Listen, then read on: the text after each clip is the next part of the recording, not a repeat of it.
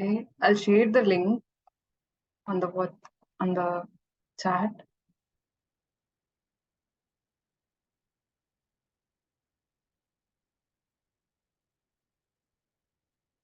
Greetings, everyone.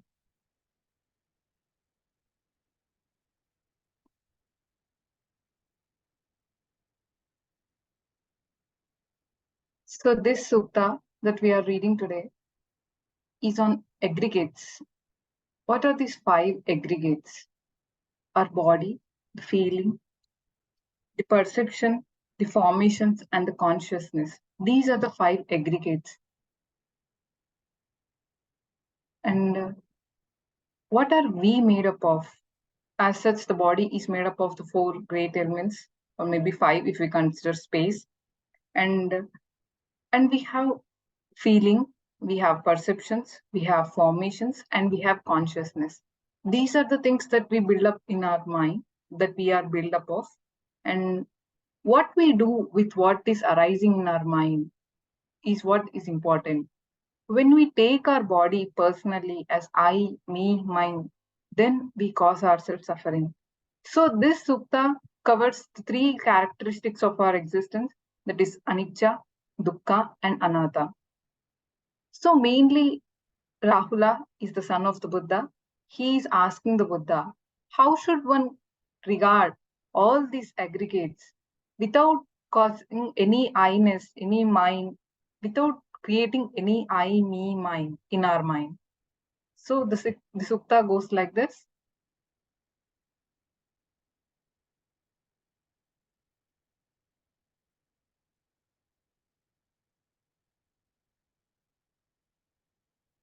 It's Savatthi. Then the Venerable Rahula approached the Blessed One, paid homage to him, sat down to one side, and said to him, Venerable Sir, how should one know, how should one see, so that in regard to this body with consciousness, in regard to all external signs, I making, mind making, and the underlying tendencies to conceit no longer occur within? So here we can see Rahula is asking Lord Buddha about how can one see. I have shared my screen. You can follow this. The words I have highlighted because it is knowing and seeing. How can one know and see? So that in regard to this body that we are having, with its consciousness and all external signs, we will not take them personally as I, me, mine. How is it possible? How should one practice to not take this personally? How should one practice the anatta? So Rahula has asked the question, and now the Buddha answers. Any kind of form whatsoever, Rahula, whether past, future, or present, internal or external, gross or subtle, inferior or superior, far or near, one sees all forms as it really is, with correct wisdom thus, this is not mine, this I am not, this is not myself. So here, any kind of form, what is the form? Anything that has earth element, water element, fire element, not all together, any of the form, whatever materialistic things, our body is also an form. Whatever see, I'm seeing a laptop here. This is also a form. A book over here. This is a form. All the forms that we are seeing should be regarded as whether past, future, or present. Whatever past we have seen, maybe in the future that we are going to see, even in the present, internal or external. The internal forms are the I and its consciousness, and the form externally that we see are the external forms. And while we are meditating, we sometimes see a form, like we try to imagine the person's face, or sometimes the person might be smiling to us. So we are seeing the forms through our mind's eye sometimes. So both internally and externally. gross or subtle. This can be inferior or superior. Maybe a small little form or maybe a large form. Inferior, maybe a minute particle, maybe I'm seeing over here. But sometimes the forms that I will not put my attention. There are the inferior or the subtle things, and far or the near, anything. One sees all forms. You can see all forms. I have highlighted this all because sometimes, most of the time, maybe all is not considered because we do the 6R only when we take them personally. And when it starts causing unsatisfactoriness, then we perform the 6R. All forms as it really is, with correct wisdom thus, this is not mine, this I am not, this is not myself. Whatever forms we are seeing, all forms should be considered as not me, not mine, not myself. And then any kind of feeling whatsoever, Rahula, whether past, future, or present, internal or external, gross or subtle, inferior or superior, far or near, one sees all feelings as it really is, with correct wisdom thus. This is not mine, this I am not, this is not myself. Next, what comes up in the five aggregates is the feeling. The feeling, whatever we are experiencing, whether it was in the past, whether it was in the future, or the present feeling as well, all these feelings are impermanent. Within fraction of seconds, when we do the siksa, the feeling of hatredness or anger or maybe restlessness just goes away and we come back to a smiling, happy state. So this is a feeling which is impermanent. All these five aggregates are on flux. They keep on changing. So we should not get attached to this. We should not attach I, me, mine to this. It may be past, future, or present. This pleasant feeling or painful feeling can be from the past, from the future, or maybe from the present. One should not attach them. Maybe a gross one, or maybe a subtle, maybe an inferior or a superior. Far or near, one sees all feelings as it really is. Whatever feeling that is arising, one should see this feeling as not me, not mine, not myself. Any kind of perception whatsoever, Rahula, whether past, future, or present, internal or external, gross or subtle, inferior or superior, far or near, one sees all perceptions as it really is, with correct wisdom thus. This is not mine, this I am not, this is not myself. So we, when the feeling arises, we perceive this is a pleasant feeling, this is a painful feeling, this is a neutral feeling. Even that perception that we are having, okay, I am feeling this feeling of pleasantness. I am feeling. So whatever we are perceiving through our mind is also an impermanent process. And when we attach the sense of I in it, then we cause ourselves suffering. First one is the anicca, which is impermanence. The perceptions also keep changing. And dukkha, when we attach ourselves to it, then we cause ourselves suffering. Then the anatta, that is not me, not mine, not myself. And then any kind of volitional formations whatsoever, whether past, future, or present, internal or external, gross or subtle, inferior or superior, far or near, one sees all volitional formations as it really is, with correct wisdom thus. This is not mine, this I am not, this is not myself.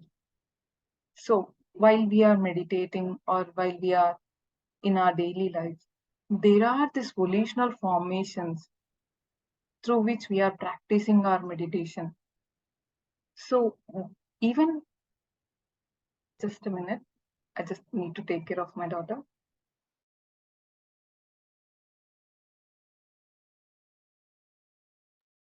Okay, thank you.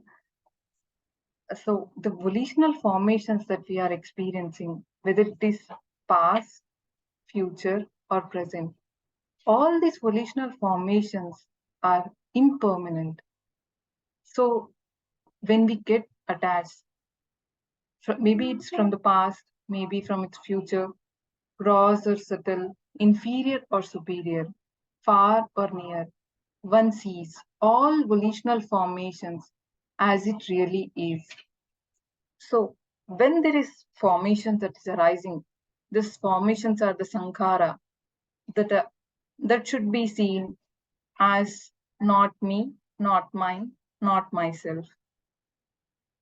Any kind of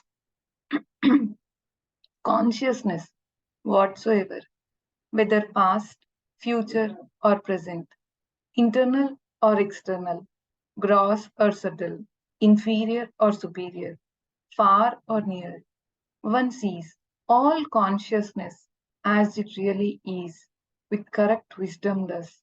This is not mine, this I am not, this is not myself. So the consciousness, the five, six consciousness, including the mind, whatever we see through our eyes, the eye consciousness, the nose consciousness, tongue consciousness, ear consciousness, the bodily tactile contact when you get, then the bodily consciousness, the mind consciousness, these consciousness should be seen as impermanent, suffering, and non-self. And whether it's from the past, maybe from the future, or maybe the present consciousness.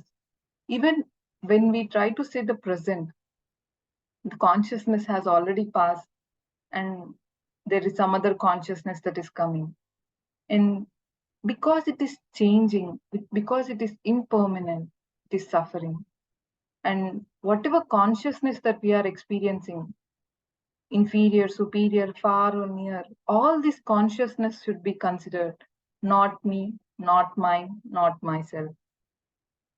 When one knows and sees thus, Rahula, then in regard to this body with consciousness and in regard to all external signs, I making, mind making, and the underlying tendency to conceive no longer occur within. So when one is practicing like this, when one knows and sees, you can see knowing is different and seeing and experiencing through your practice is different. When one knows and sees, Rahula, this body with its consciousness and in regard to all external signs, whatever we are experiencing externally, I making, mind making, and the underlying tendency to conceive no longer occur within. When we start seeing the all five aggregates, maybe in present, past, future, or internal or external, when we start seeing all of this, then there is no underlying tendency to conceive, no longer. That one cannot be, one cannot have any conceit towards these five aggregates. And then this is the next sutta. This is also similarly, I'll go through this sutta. There is slight changes. We will see these changes. At Savatthi, then the Venerable Rahula approached the Blessed One, paid homage to him, sat down to one side, and said to the Blessed One, Venerable Sir, how should one know, how should one see that in regard to this body with consciousness and in regard to all external signs, the mind is rid of I making, mind making, and conceit, has transcended discrimination and is peaceful and well liberated. You can see here now the Venerable Rahula is asking Lord Buddha about, okay, now there is body, consciousness, there are the external signs. Then how the mind is rid of I making, mind making, and conceit. And there is no discrimination, and the mind is peaceful and well liberated. When one minds get liberated, now the Venerable Rahula is asking, Then the Buddha goes on to say, any kind of form whatsoever, Rahula, whether past, future, or present, internal or external, gross or subtle, inferior or superior, far or near, having seen all forms as it really is, with correct wisdom thus, this is not mine, this I am not, this is not myself. One is liberated by non clinging. So, the forms, external forms or internal forms, whatever forms they are, past, future, or present, one is liberated only when they do not consider it as I, me, mine, myself, and there is no clinging to any kinds of forms. Okay, I want to see these forms. That wanting that I is not there, then the one is liberated. And it is not only for any particular form, it's for all the forms that one is experiencing.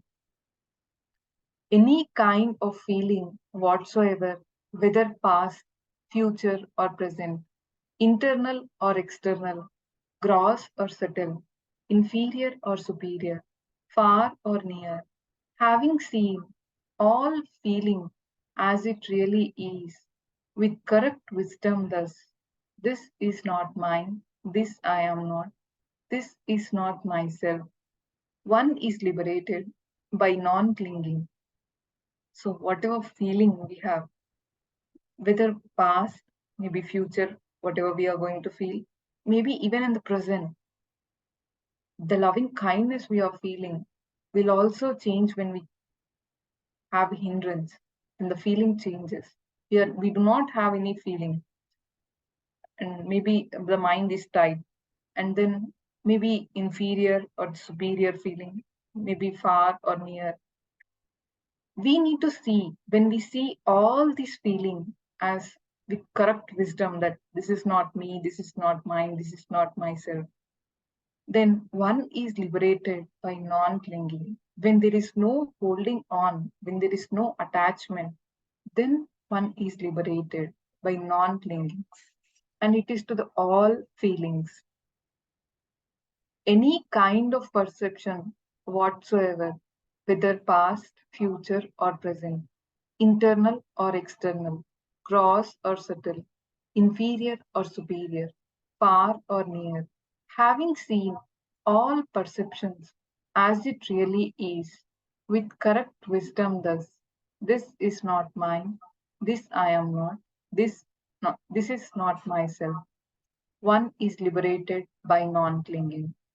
Similarly to the perceptions that we are perceiving, any kind of volitional formations whatsoever, whether past, future, or present, internal or external, gross or subtle, inferior or superior, far or near, having seen all formations as it really is, with correct wisdom thus, this is not mine, this I am not, this is not myself, one is liberated by non clinging. Any kind of consciousness whatsoever, whether past, future, or present, internal or external, gross or subtle, inferior or superior, far or near, having seen all consciousness as it really is, with correct wisdom thus, this is not mine, this I am not, this is not myself. One is liberated by non clinging. So, when whatever we are perceiving, the perception, the formations, the consciousness, one should not have any attachment. One should see all these five aggregates as impermanent, suffering, and non self. And when someone is having clinging or attaching a sense of self, then one causes oneself suffering. And when there is no sense of self, in all the formations, in all the feeling, all the form we are perceiving, all the perceptions, all the formations, all the consciousness, When one does not see these formations as I, me, mine, and there is no attachment, then one is liberated by non clinging. When one knows and sees, thus Rahula, this knowing, one should understand, one should have the knowledge and sees this is the wisdom, Rahula. Then, in regard to this body with consciousness and in regard to all external signs, the mind is rid of I making, mind making, and conceit, has transcended discrimination and is peaceful and well liberated. Here the sutta ends, and here has transcended all the discrimination. So, this discrimination, transcended discrimination, they see the links of dependent origination clearly, that they can differentiate, okay, these consciousnesses, this link has passed away, this link has passed away. And because of that knowing and because of that seeing of all these five aggregates, there is their mind is peaceful and well liberated. And if you want to see the actual difference, I'll zoom this out. You can see here the Venerable Rahula is asking, the underlying tendency to conceit no longer occur within. When will that conceit go away? How is it possible? How should one practice? Here the Rahula is asking.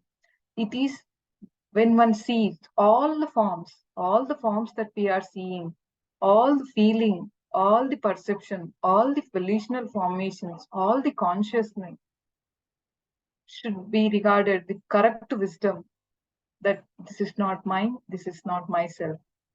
And here, okay, now we are seeing this, and then when is it liberated? It is liberated when there is no clinging towards it. Then their mind gets liberated when you see all this form, all feeling, all perception, all formations, and all consciousness, and as not me, not mine, not myself. Then the mind is liberated. Anyone has any question?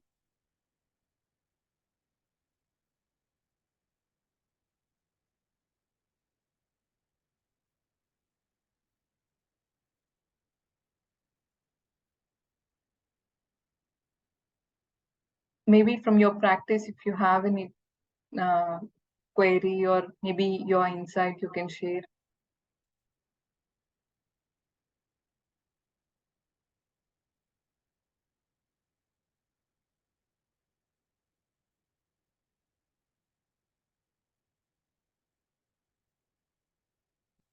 If not, maybe we can share sharing merits. And before sharing minutes, I just want you to know that happiness that I was experiencing today to share with you that today, the place where we are staying, here there is a government college, degree college. So we had an opportunity to go there, and we taught the students regarding the importance of smiling, importance of meditation, and it's really a pleasurable moment that we have experienced today. I and my husband Sachin both went there. We took our daughter as well, and they were really happy listening to the importance of precepts and the importance of generosity. Why should we train our mind? I think that's the good thing that happened today, practicing the Dhammadanam that happened. And maybe all will rejoice in that. We will share the merits to all the beings.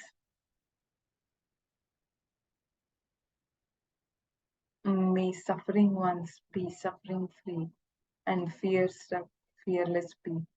May the grieving shed all grief, and may all beings find relief. May all the beings share this merit that we have thus acquired for the acquisition of all kinds of happiness. May beings inhabiting space and earth, devas and nagas of mighty power, share this merit of ours. May they long protect the Buddha's dispensation. Sadhu, sadhu, sadhu. May you all be well and happy. Thank you, everyone.